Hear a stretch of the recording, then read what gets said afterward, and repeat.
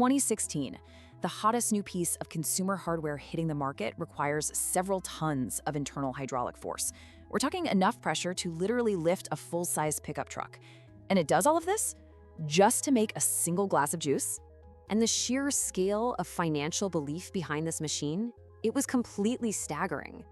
The founder, Doug Evans, didn't just walk into a bank and get a modest business loan. No, he raised $120 million in venture funding. I mean, these were prominent Silicon Valley investors, right? People who had already bankrolled some of the biggest tech successes of the entire decade. They were absolutely sold on this vision, probably because it perfectly pattern matched the holy grail of tech investing, a sleek, physical product permanently tied to a highly profitable, recurring software-style subscription model. You've gotta admit, the pitch was undeniably seductive.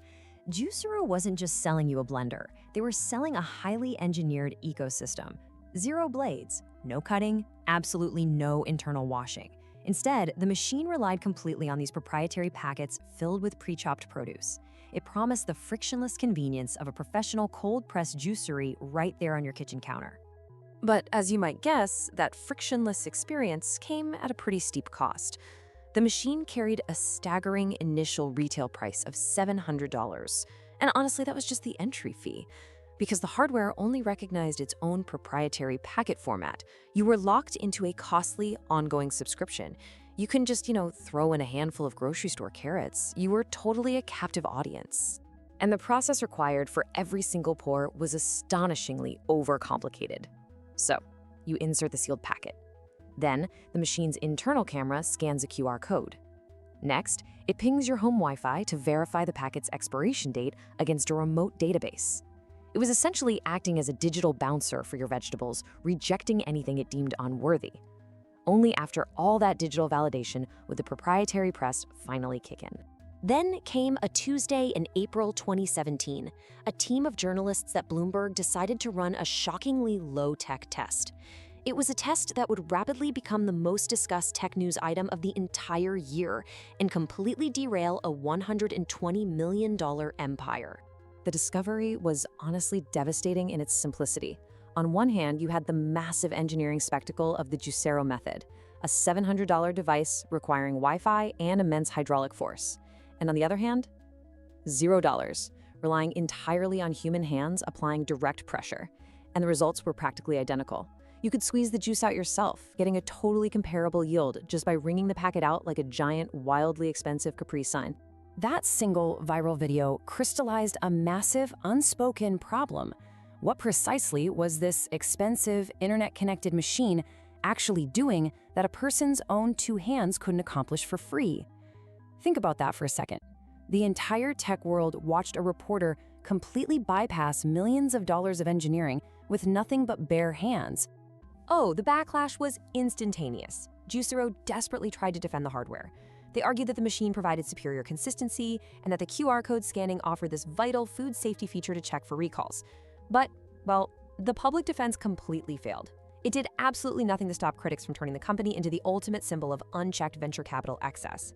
It became this glaring example of enormous sums of money being thrown at a problem, extracting juice from a prepackaged bag that had a trivially simple manual solution requiring no proprietary hardware whatsoever.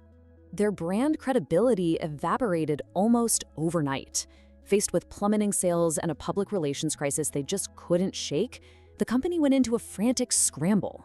They attempted these massive course corrections, slashing the price of the original machine and leaking rumors that they were developing a cheaper model, all just to try and save the business.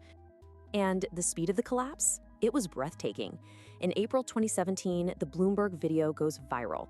By summer, Juicero is frantically reducing prices to stop the bleeding, and by September, operations cease entirely.